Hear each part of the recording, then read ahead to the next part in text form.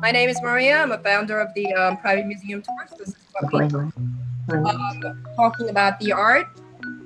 And for art lovers, artists, anyone interested in learning about art like you. Today, Yasmine, you could say hello. Hi. He's going to be leading the tour. And Carlston, if you could say hello. What's up, guys? He's my marketing team here. So I think most of you, I don't know, no, Carlston. And then this is streaming live on YouTube. So anybody's on YouTube, please say hello. Let us know where you're joining us from. As you know, we're based here in New York City. We want to see your face if you're on Zoom, so you will be more personalized VIP experience. And in the future, if you like what you see, we want to keep this on and ongoing. So share your email address with us via the chat box. And that's it. Could everyone hear us either via YouTube or Zoom right now? Thumbs up. Okay, I think we're good. We might get latecomers as we continue on with our presentation. So Yasmine, you could go ahead and start your presentation. Okay. Wait, Maria, should we mute ourselves or are we good? Yes, let's go ahead and mute. And also, I am going to stop the music. That will be a good idea. All right. Yeah. So yeah, Maria's kind of started us off. For this presentation, we're going to be talking about arts and democracy and how art kind of functions in a democracy. Again, I'll be asking questions throughout the tour. So if you'd like to participate, you can raise your hand on the Zoom function, or you can just put in the chat box and either Carlson and Maria will see, or you can just unmute yourself, granted that no one else is speaking. Like we said, we're just trying to be respectful. And if you have any questions throughout the point of it, we'll do our best to answer them, but there will be a Q&A session afterwards. So if you'd like to, if you have any questions, just make sure to leave them in the chat box. The introduction already happened. I'm sure you understand what's going on. Again, any questions through any point, just let us know. So now, let's start kind of with where we are right now in terms of a democracy and its arts. I'm sure all of you being trapped inside, you're kind of exposed to this constant stream of information from social media, from the internet, from the news. And so there's a lot going on, not just in terms of a global health crisis, but also in terms of kind of there's this call for justice by a large portion of people, by the majority of the country. And in that call for justice, there's also this call to hold ourselves accountable for our history. And so I want to focus on one aspect of all of this chaos, one call that's kind of erupted across all the others. So I'm going to play a short video. I'm going to play this video for you. Country protesters aren't waiting for cities and counties and are pulling down monuments to Confederate history, setting statues on fire and dragging others out of parks and public squares.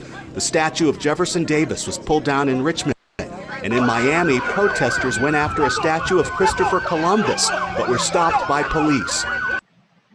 So I want kind of the images of what's going on now to kind of simmer in your mind. And as we go through this, I want you to remember this call and what it's kind of asking for.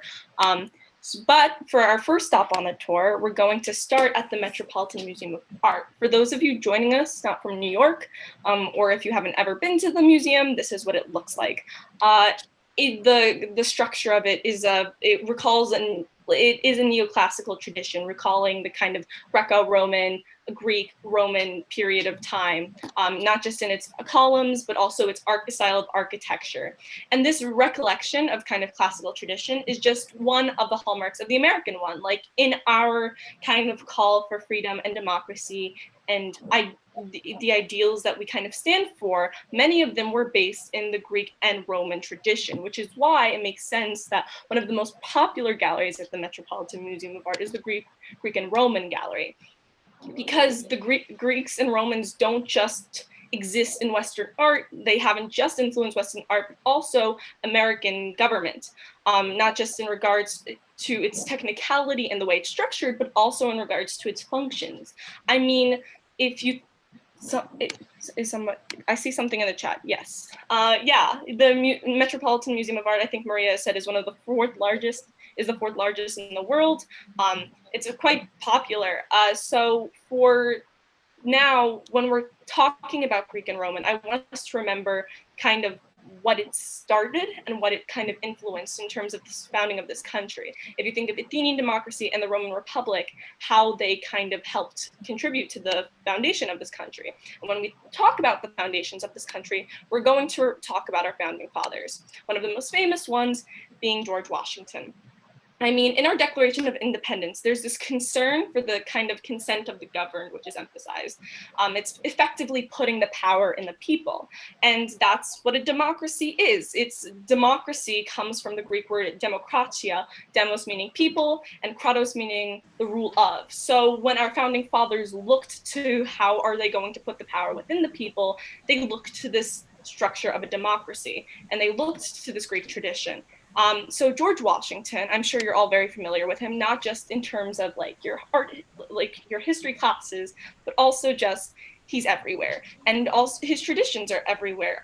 When people were looking for a president, there was no question as to who that president was going to be. George Washington, the general from Virginia, working through the Revolutionary War, helped contribute to the founding of our country. He was the man for the job, and it was a kind of obvious answer to this question, who was going to lead this new birthing nation. And so he's represented here in this image. And as we look at him in this image, I was just wondering, what do you immediately recognize about this painting? Again, feel free to unmute yourselves.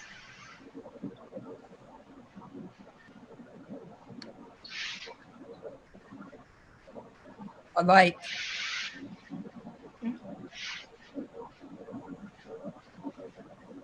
For me, it's the light. Yasmine, can you hear me?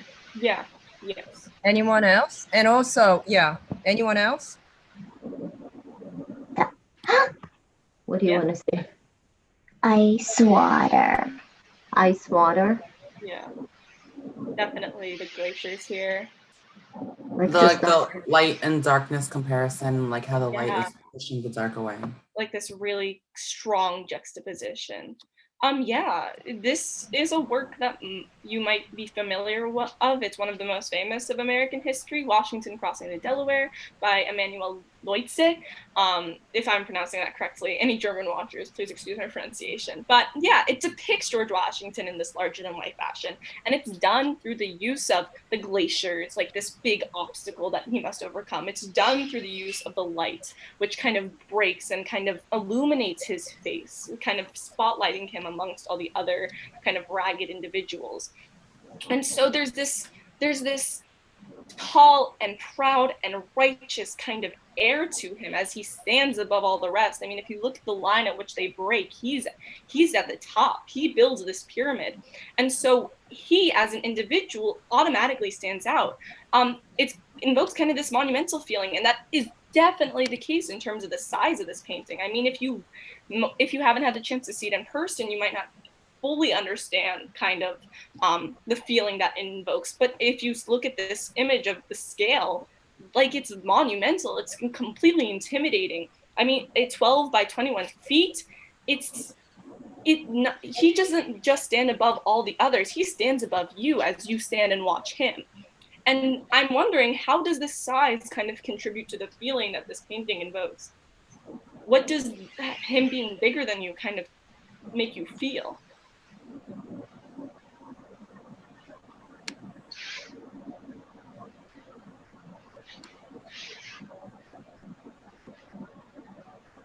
Not too significant. yeah, exactly. Like it's almost like you're what are you doing? You know, like this guy, he's leading a revolution. What are you doing watching him? But yeah, this kind of, it almost also kind of fills you with this inspiration, and that was kind of the goal of our artist Loitse. I mean, he began this version of this subject almost 70 years after the Revolutionary War in about 1849, and there were different drafts of it, but it was about in the 1850s. And the reason why is because Loitse grew up in America. He moved to Europe back as an adult, and when he did, he was right smack dab in the middle of kind of the revolutions of 1848. This called for like hoping to encourage Europe's kind of liberal side. He tried to invoke the feelings of the American Revolution. And so when we consider the function or the purpose or the intent of this painting, you see that the goal isn't necessarily to be historically accurate, but it is to inspire, to kind of build an inspiration. And especially when you see the historical inaccuracies, I mean, that begins to make sense. Of course, Loitse during the 1850s, 1840s wouldn't have the ability to kind of search up anything, at least in the same degree that we do. Information wasn't nearly as accessible, but there is like some things that he immediately forsakens. For one, it is like the boat definitely didn't look like this. It wasn't him standing as tall and proud, which would have been impossible in these conditions. Some of the conditions are kind of falsified. I mean, the ice here, though it's really beautiful and kind of like creates this dangerous feeling, they weren't real. And also this light, it didn't happen during the day. This was in the middle of the night, and it was during a storm, and they were all kind of, it was dangerous. There wasn't this heroic kind of nature to it. It was mostly just full of fear, but also full of a call for this justice for their country. And this, again, even though historical accuracy may have been more difficult, there still is now a kind of call to depict it more historically accurate. Because I don't know if you've seen this. I know in Carlson and I's textbooks, like U.S. history textbooks, this definitely appears. This is used often to teach American history, and it doesn't teach it accurately. And so as we kind of refer back to it, it promotes almost a false narrative as to what the situation was really like. And again, that wasn't necessarily Loitse's intention. He definitely did take poetic license. But now, as we kind of try and retell a more honest version of our history, there are some people who are calling for more historically accurate paintings. One of which is Tom Loitse, a now Democratic congressman, and an American history buff. This version of the painting is certainly less glamorous. I mean, if you look at it compared to the other one, which is very romantic and very big and monumental, this one is less glamorous, less romantic.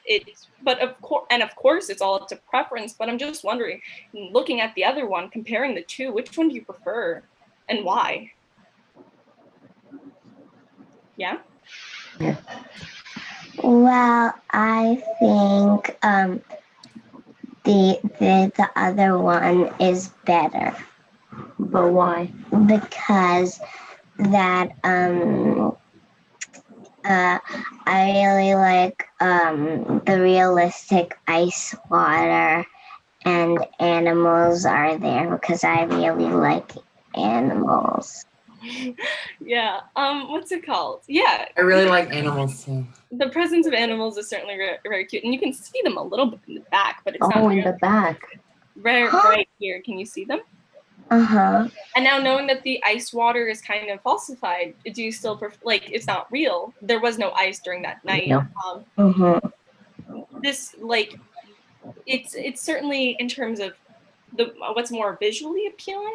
The preference for the larger one is definitely understood. What about you, Carlson? Which one are you thinking?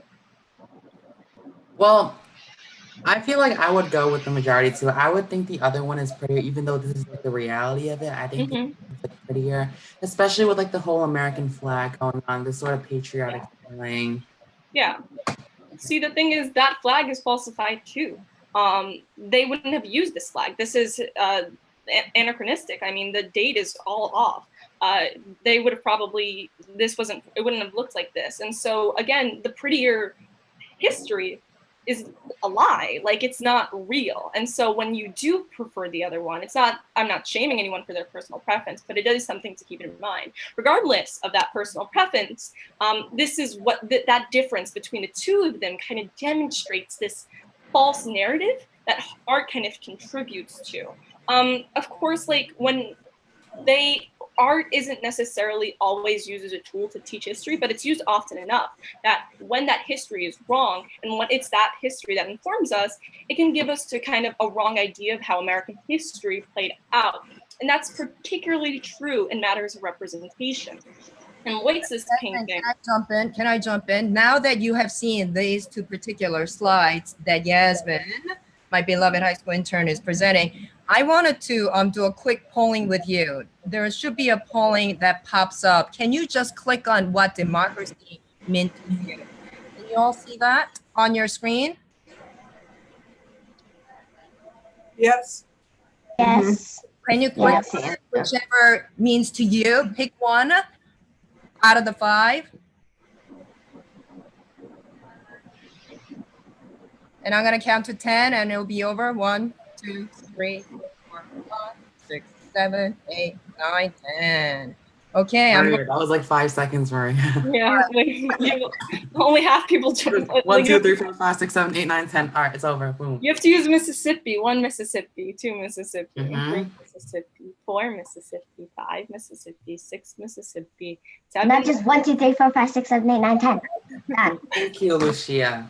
Thank you. Okay, are we good now? I'm going Yeah. to end the poll and I'm gonna show you the answers.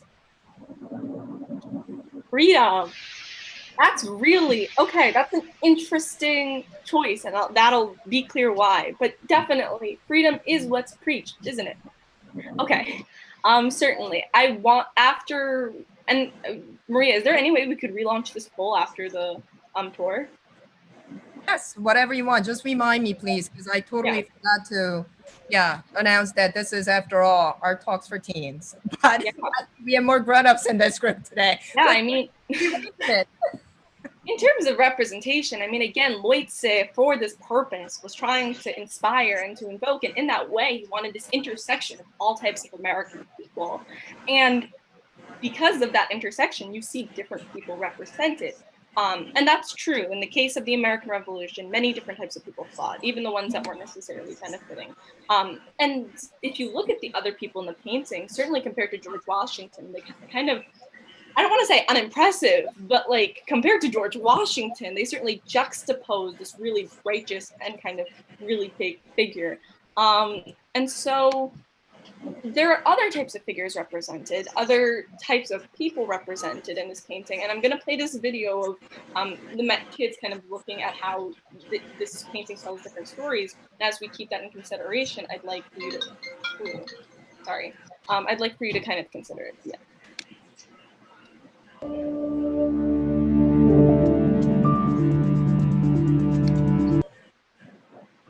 That detail in the sky of the morning star. Washington is facing that and they're moving forward, about to win the day. So you guys know how famous this painting has become, over time. And it inspires artists to do responses. An African-American artist, Jacob Lawrence, did his own version of Washington crossing the Delaware, but he invokes African-American figures in the boat. I noticed the way it's painted, like an abstract way, like you said. Yeah, I noticed that there's no ice on the water. While the Loitse painting shows a single moment in time, Jacob Lawrence is showing generation of struggle of African Americans who were brought to this country as slaves against their will. And we know there's one in the actual original painting. Behind Washington, you see another rower who is an African American. He had been previously a slave. His name was Prince Whipple, and because of his heroic actions during the Revolutionary War, he gained his freedom. Other details represent the fact that all different types of Americans were fighting to gain independence. Yeah, they're cute. What's it called? So yeah, I mean, like it was mentioned in the video, many artists now have kind of reacted to the way that the history is kind of told in this painting. And one of which is Jacob Lawrence, who some of you might be familiar with. He's this very famous Black painter, known for his portrayal of African-American life and African-American history, but he also was an educator. And part of as an educator in his art, he sought to kind of educate about the Black experience. And that's the effort that he makes in Washington Crosses the Delaware. This is part of the Struggle series, which will be up as an exhibition in the Met once it reopens. God knows when that is. But you can still look at it online. And I have a picture of it for you here, where kind of Jacob Lawrence recasts Washington Crossing the Delaware and makes the concept more abstract. Instead, it's not the single moment in time, but it's this tale of kind of marginalization and oppression. And it kind of recalls the fact that many Black people did fight in the American Revolution. They fought for this cause to freedom. And of course, what's it called?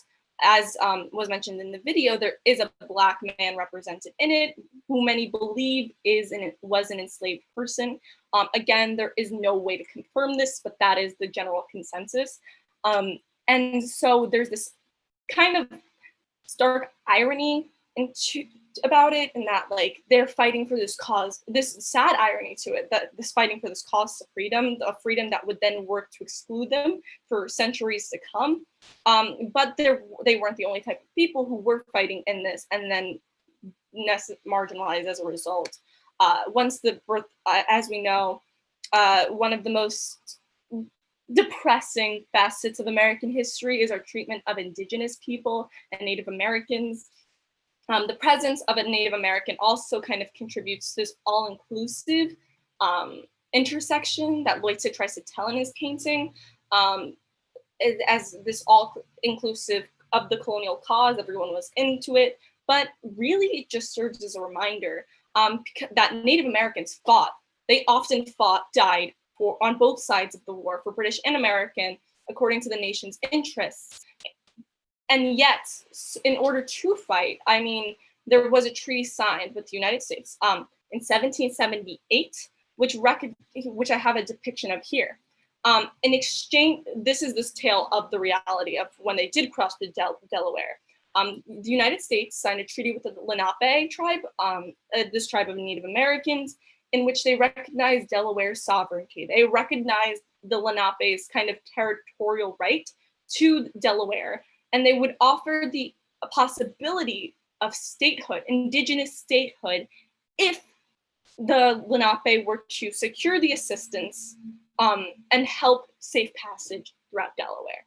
Granted, the way that Delaware looks now, we can see that that treaty was forgotten, desecrated, and it was further desecrated when the after the crossing of the Delaware took place, and that persistent treaty violations were kind of compounded by the U.S. government massacring a Pennsylvania militia, killing about 96 defenseless Christian Lenape people.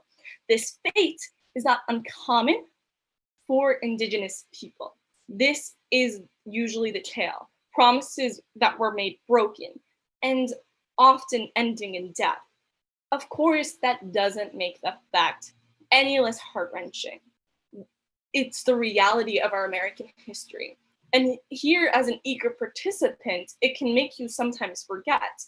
If you a Native American in his moccasins, in his hat, in his pants, it can make you think that, again, the reason why they're here, in addition to kind of this monumental size of the portraiture, can make you think that this was almost a willing participant, when in reality, they were fighting for something that was bigger than just America's rights, but it was the rights of a whole group of people. And it's something to keep in mind. And it's something that artists have kept in mind, especially contemporary ones, in which they have reacted to this fact. So as we wait for you, like a moment to just kind of digest that information. I understand that it's a lot.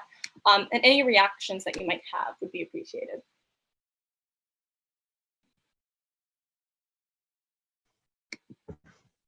Well, I mean, I think, here they are fighting, but this is their land. They were there.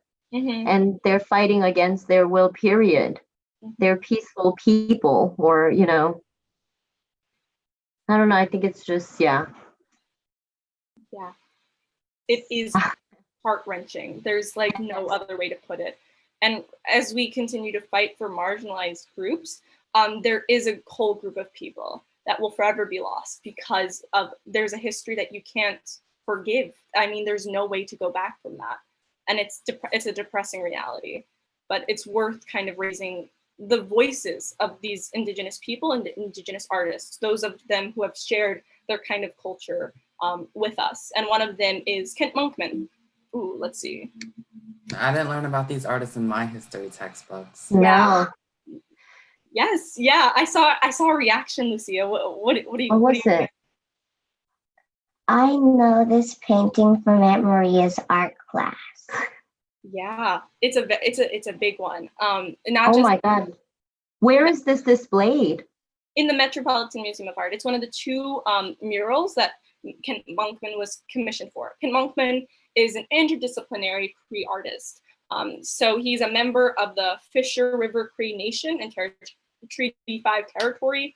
And in his artwork, not just this one, he often kind of makes this intervention into Western and American artwork and American history, and kind of flips the gaze of the white man looking upon the indigenous people and kind of changes the way that we kind of view indigenous history. And so in this exploration of his artwork, he explores these themes of sexuality, of colonization, of loss, of resilience, and the indigenous experience across painting, across film/video, across performance, and across installation.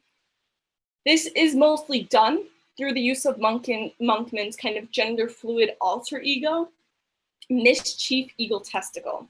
Yes, can I jump in here again? I'm sorry. By looking at these, this particular painting, what is the scale like to you? I want you to start thinking about these things when you're listening to Yasmine, just because there's much bigger message than just, oh, I see people. Oh, I see people are struggling. They're being saved. They're being rescued. Think about the scale, because Yasmine's going to show you the scale of this painting to get really the bigger message to this than anything else.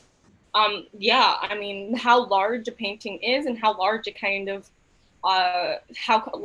exists as can do a lot to how it exists in our consciousness and how we kind of engage with that painting. And having the main character of this painting being Mischief Egotistical, again, his gender fluid alter ego, which often appears in his works as kind of this time-traveling, shape-shifting, supernatural being that reverses, again, that colonial gaze and challenges the notions and ideas of this history and the indigenous people, and challenges the narrative that we're kind of fed through, like Carlson said, our art history or our history classes. He flips it for us. And so to gain a kind of a glance at what this gaze looks like and what he's trying to explain, I have this artist interview with Kent Monkman, who is represented right here, along with the two murals that exist in the Met, which you will see in the video. So here.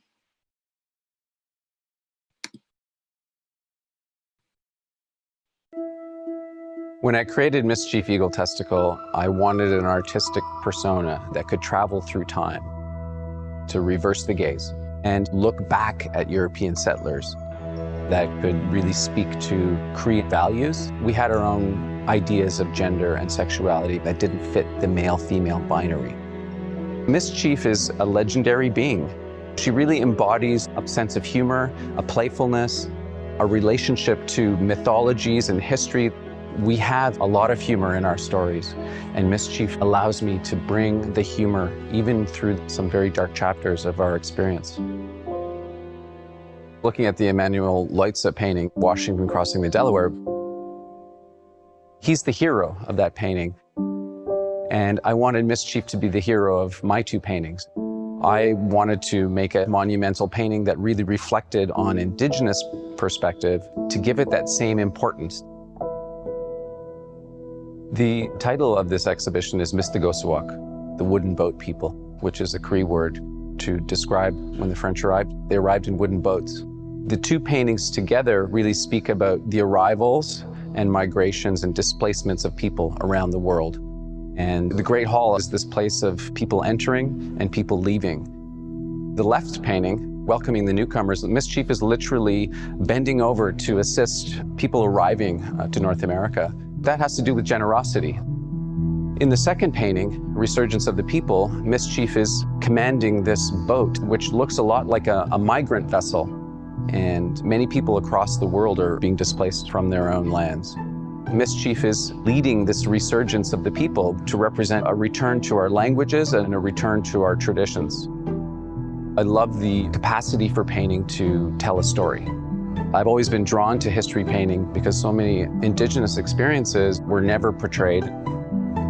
This was an opportunity to engage with this master narrative, to reflect on it, and to offer perspectives that come from the outside. So Maria, I know you've actually been and you've seen it and you've been in kind of the hall as it exists. And I was just wondering, like, what memories do you have? How did you engage with it? what does it feel to be in the room? Because I know a lot of us don't have that opportunity. This is so real. I think this is what's going on today. And for me, the reaction that I witnessed when you first come in and enter into the Great Hall lobby and seeing people just freeze, just like there's so many things to see in the lobby, but to see these two paintings near the coat check, people just pause in awe, like the scale. I'm giving away the scale, but it just at your face. I was overjoyed, and it was so refreshing to see this, what is happening now, current events, and we could relate to it. We could be part of it, this journey that we're going through now. So it was very relatable. I loved it, but to see people's reaction, that was even more impressive to me. Yeah, but everyone, they were taking pictures, shocked, awe. I don't know if Rhoda or Naomi have seen it in person. Have you? Your audio is off. If you could unmute, that would be awesome. You can also hold the space bar if you'd like, Rhoda. Oh, can I continue? Yes, now you can. Go ahead.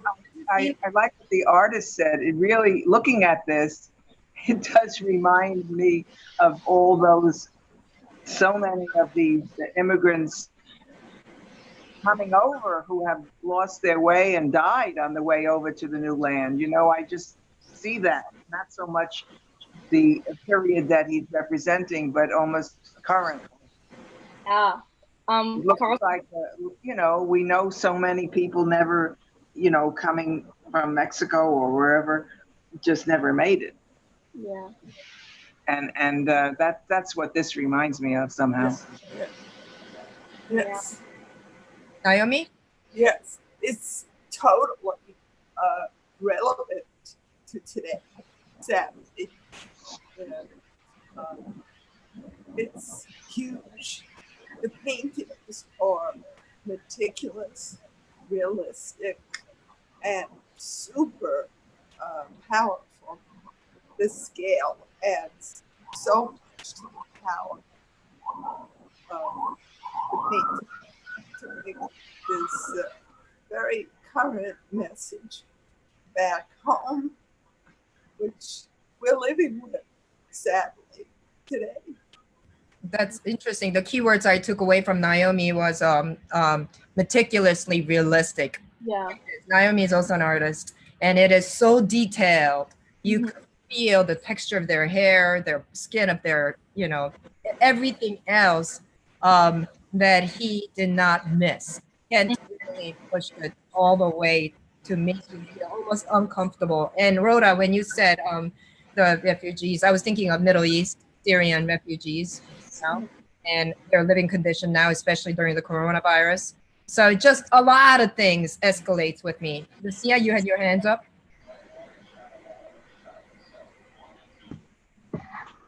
When was this mural done? It was last year. Yeah, it was done really recently, within the past 2 years. It's less than 1 or 2 years old the most. Yeah. It's really recent. Carlston, you've never been to it. I don't know if you've ever have you gotten the chance to see it. So without kind of going in pure, what are your reactions? I think you can really see the struggle in this one. I feel like this more resembles the reality of it than the actual George Washington crossing the Delaware, which I don't know, maybe to me that's kind of weird, but I think that's the truth. This resembles more of the actual image that was actually depicted during the time. I just have one question though. I don't know if you did this yet, but can you elaborate on the significance of the people in the back holding guns and everything? Yeah, it's, again, this is kind of who he's villainizing. So you have images of the police, you have images of the American military who are known to kind of invade these areas. And as Maria was talking about, the presence of Syrian refugees, so they're kind of on the side as kind of, again, Maria, feel free to correct me if I'm wrong, but to kind of juxtapose this heroic image of these people who are often marginalized and them themselves were kind of contributing or at least complicit in that marginalization.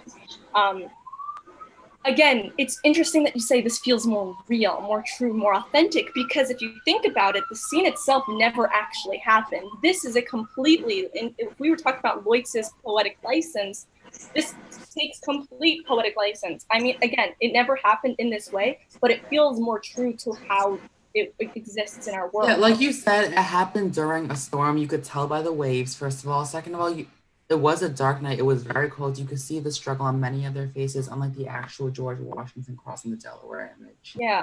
So again, yeah, but it is so fascinating. Carlston picked that up because he used some of the permanent collections at the Met and he kind of morphed it together. He collaged it as one masterpiece using his inspiration ideas and mixing stuff in it. Yeah. This mythical story almost. So yeah, that's so fascinating. We didn't even, Yasmine and we didn't even share that with you, and you picked up the storm. Of course. It's like there's this painting kind of describes the difference between a truth and a reality. Just because something happened, it doesn't necessarily mean it's what's true, if that makes any sense. I mean, this historically has never existed. But again, it feels real. It speaks true to what's going on now, and perhaps in a more authentic way than maybe an actual depiction of a historical event. And we're going to kind of contribute on this train of monumentalism. We're going to keep treading on this idea of what is big and how that invokes feelings. And we're going to take a little trip, for those of you who are not from New York, across Central Park all the way to a little partner museum called the New York Historical Society. It was one of the first museums, I think it is the first museum in New York. And it is, again, recalling neoclassical tradition. Here, again, we see this recollection of these ideals by the Greeks and the Romans: democracy, freedom, equality, in both the columns and also the structure, which kind of resembles this temple. And here you see the kind of continuation of busts, of portraitures, of these ideas that were kind of present during them, making the American taste. So here we're going to kind of review a maybe very familiar image. Are any of you familiar with this smaller statue of this larger work?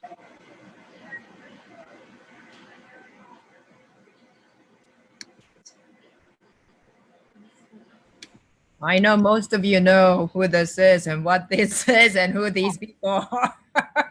Well, we know these guys, but where do we know them from? There's your answer.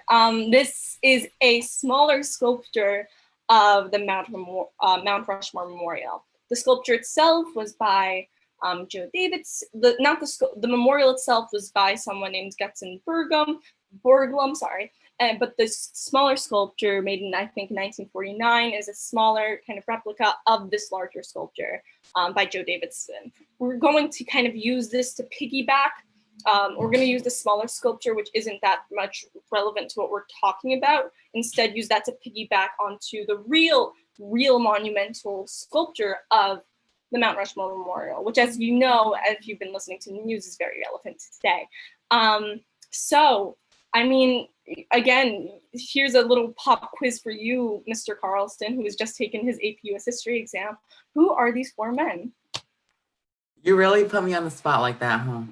Yeah, don't worry. And if anything, my sister could help you. Yeah, it's okay. You might recommend to Evan if you're. I should have me like a quick Google about this too. Okay, I think it's George Washington. Yeah. That looks like Abraham Loki. Yeah, it is Abraham Lincoln. I'm not gonna lie, I don't know the two in the middle. That's all right. So this is Thomas Jefferson. This is Roosevelt. I think Theodore Roosevelt. So yeah. Right. 4 images. Yeah, I know. Let's give him a round of applause. 2 out of 4, 2, just like my 2 out of 4 is bad. So yeah, when we consider these 4 men, I mean, if you think about it, they're kind of major American historical figures. But in your opinion, in your personal opinion, what kind of unites them all? Like, why would they choose these 4 particular ones?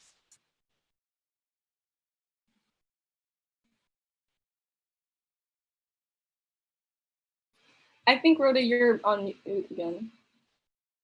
Unmute. Okay. Obviously, the father of our country, Lincoln for the emancipation of slavery, and Roosevelt, I think of him as what he did for the national parks, and Jefferson for the for our Declaration. Yeah. Yeah, exactly. Each of these men kind of represent, oh yeah, Carlson? And also aren't there like presidents like early on, like earlier presidents, like one of the first? So like they kind of set the precedent to what it actually means to be a president. Yeah, George Washington, Thomas Jefferson were there during the kind of founding father period. Abraham Lincoln kind of, I think his term was like from 1860 to 1864 or something around that time. Don't quote me on that. And then Roosevelt was more in the early 20th century. So there is a kind of a gap between all of them. But like Rhoda was saying, they each represent this turning point in American history. They each kind of start, and you kind of think of them as shaping the president. I mean, if you play any American president game, they're kind of the first four you think about.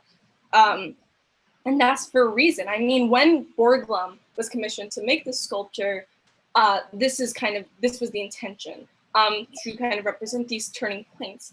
Of course, that wasn't the original plan. The original plan was to build this monumental sculpture to Confederate leaders. And as we all know about the Confederacy, it's not necessarily what separated war. The group of people that separated during the Civil War, the group of states that separated during the Civil War, and formed their own kind of period, like little tiny nation. Wait, Yasmine, you know what's cool? I never noticed this. Do you see like George Washington?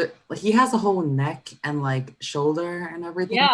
Yeah, they're all. It was just their face. No, it's like up to the waist. About up to the waist. Yeah, it's like this massive bust on the sides. Yeah, he has like his whole body. Okay, I never noticed that.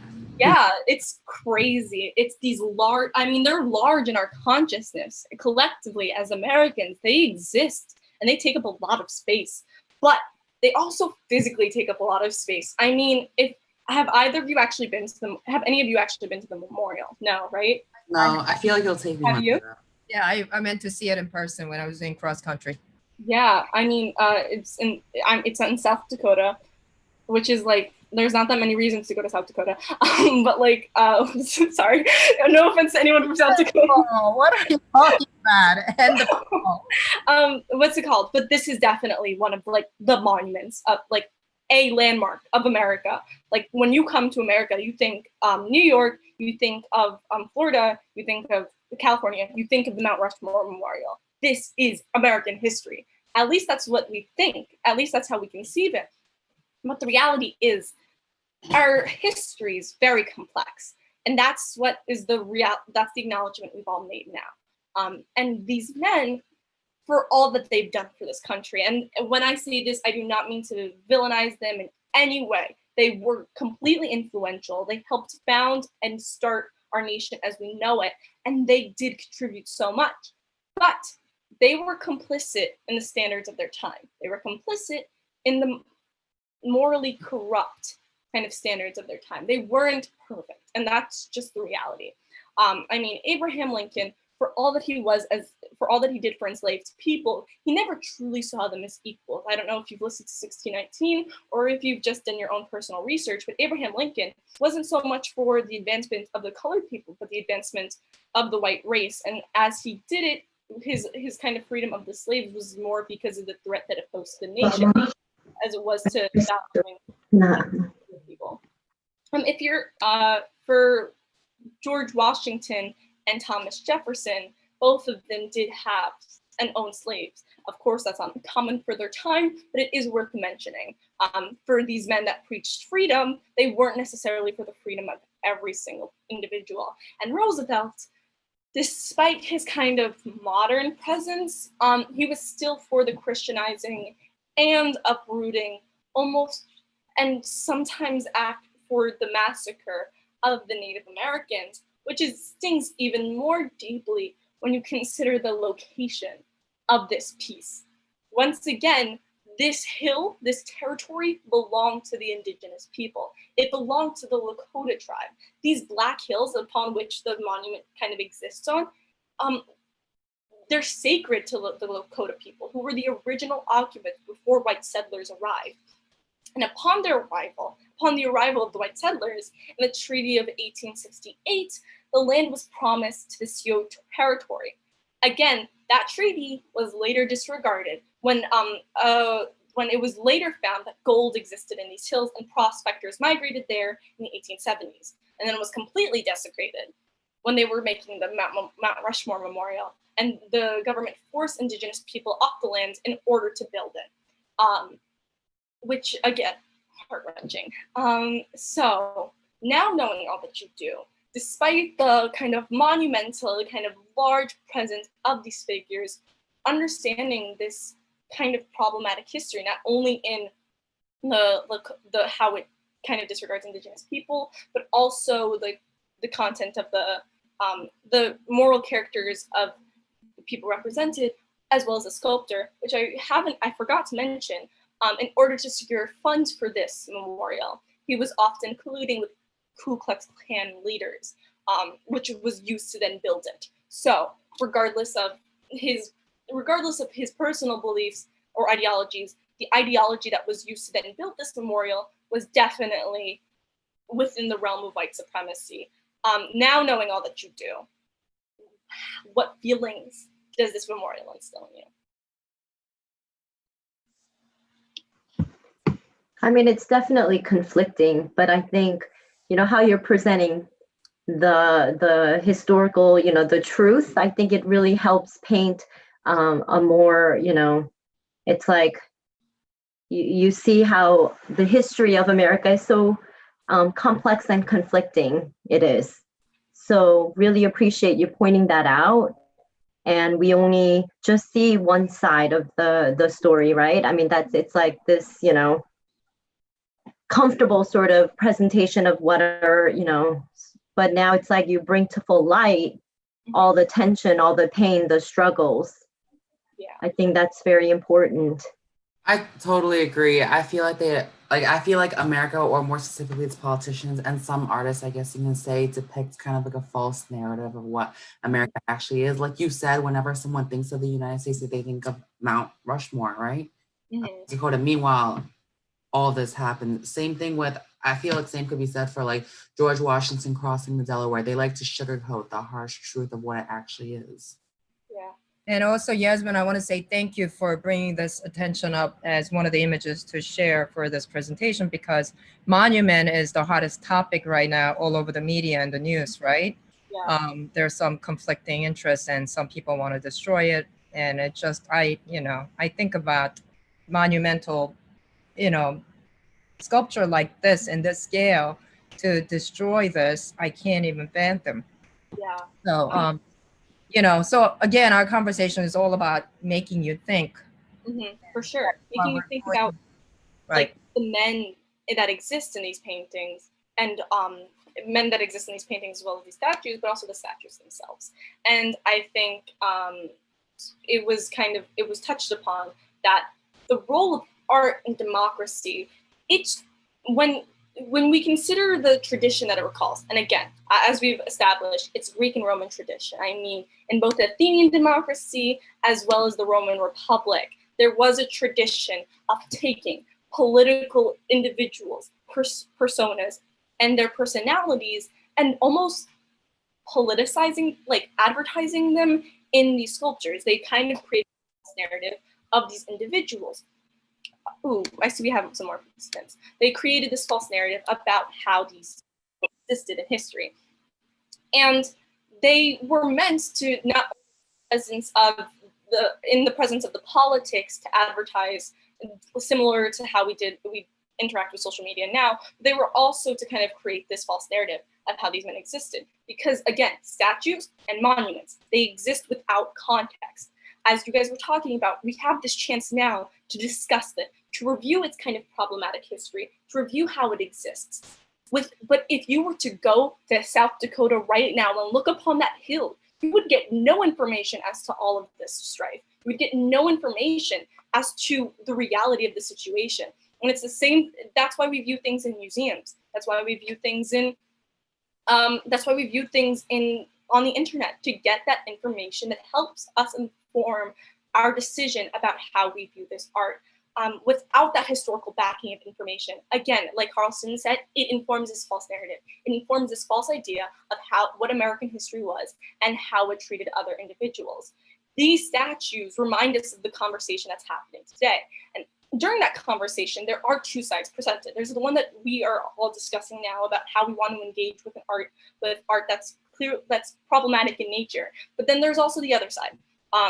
the side that thinks that, or the side that believes that these statues, monuments, regardless of the reality of the situation, represent an American history that we need to respect. And by pulling them down, by kind of criticizing them, we are desecrating on their memory.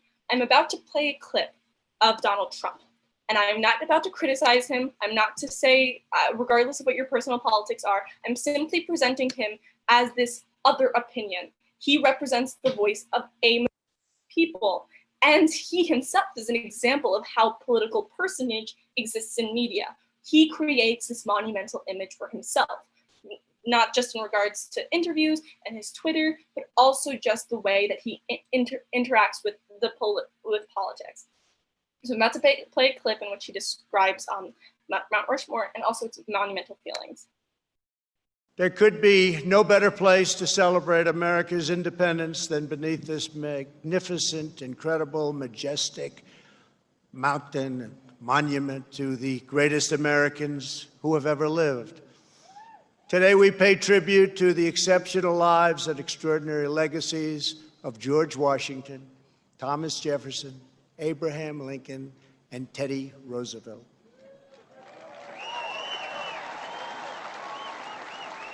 I am here as your president to proclaim before the country and before the world, this monument will never be desecrated.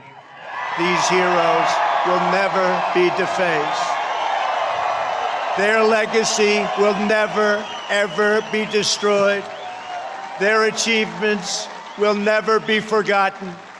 And Mount Rushmore will stand forever as an eternal tribute to our forefathers and to our freedom.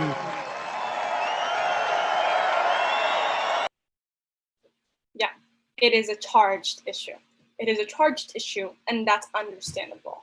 The call to tear down the statues kind of hits people in an emotional way, because again, a lot of people feel this great connection to our history, and it is a fascinating and complex history, but again, it's deeply problematic. And as we try, as individuals, to hold ourselves accountable for that history, there's a necessity to educate ourselves properly on that history.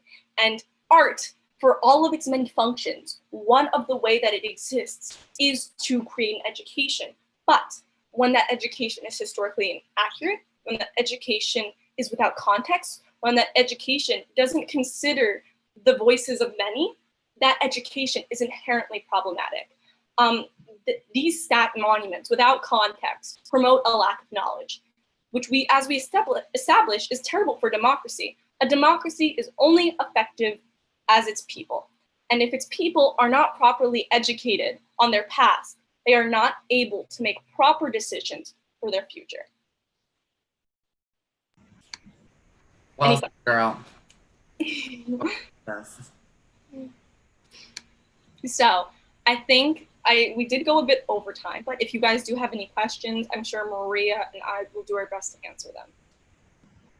Should we show, do you want me to, Yasmine, you want to stop the screen so we could, it's rather intimate small group here. And Zach, thanks for joining us towards the end. Better than not joining at all. Polling, do you want me to share the polling again to reflect? Did you want to see that again? Helena is nodding yes. Sure. Yes. These are what you have responded in the beginning of our presentation, and I'll relaunch the polling again. Is she gonna count to 10 again? 1 Mississippi, three Mississippi.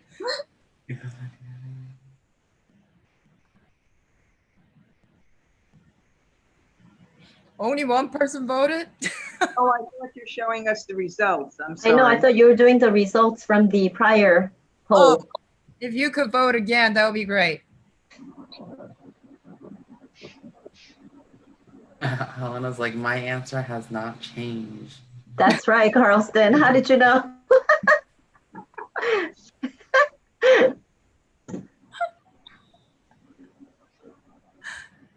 Did I give you enough time? I think so, yes? Yeah. Okay, I'm gonna end and share the results.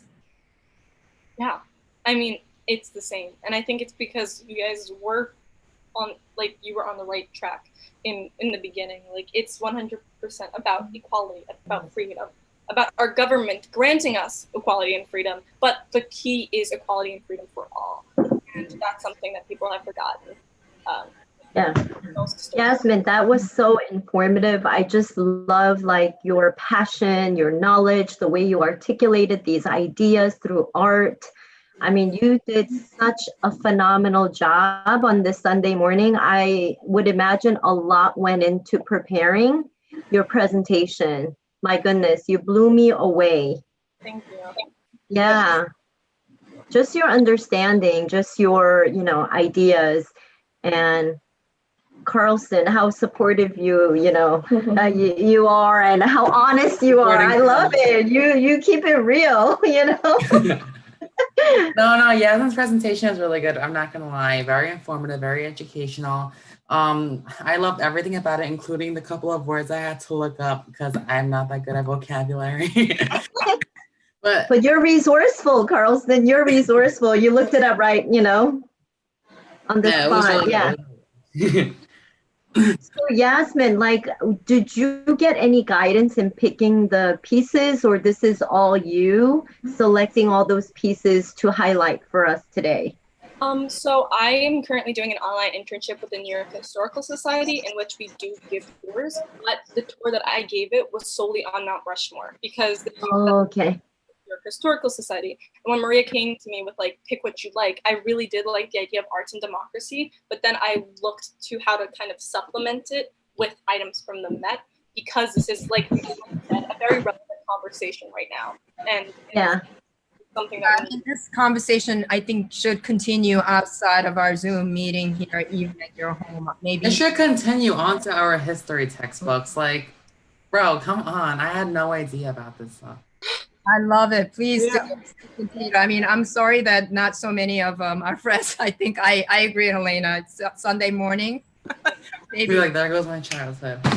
There you go. But I'm glad we had this chance to share and talk. And Yasmine Chokrane, remember that name, because I know, Yasmine, fantastic. You're gonna move and fantastic. Thank you.